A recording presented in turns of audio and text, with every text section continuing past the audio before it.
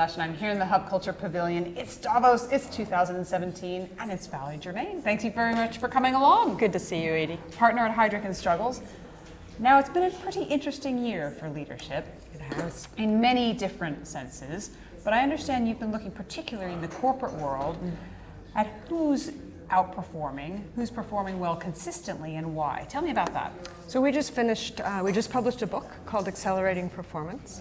This is a book that is the result of many years of research. We looked at the FT Global 500, and we tracked the 500 to see what companies were outperforming consistently their competitors' markets, delivering to shareholders. And what we found is that there is a very small number that have consistently been performing over the last 7 years. Their ability to do that is all about CEO, leadership, team, organizations' ability to mobilize, to execute, and transform, and to do that consistently with agility. That ability to pivot and change course very quickly if needed. So how often does a company like that need to be able to change course?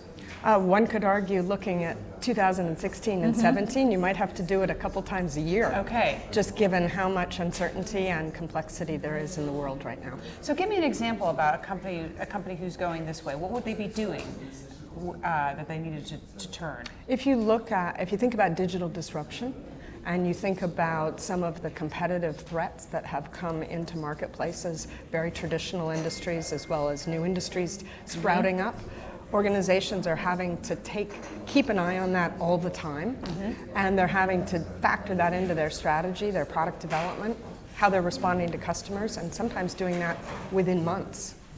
And what role does diversity play in these companies that have done very well that you've looked at? Diversity plays a huge role.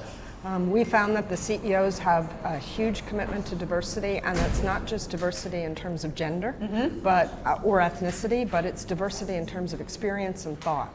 The ability to have truly functioning diverse teams brings out the best and particularly drives innovation. And how are you finding that those companies get these diverse teams? Is it do they interview differently? How does it work? Some of it's about culture. Culture tends to attract the right level of people that are interested in that's an organization that attracts and has interesting people in it.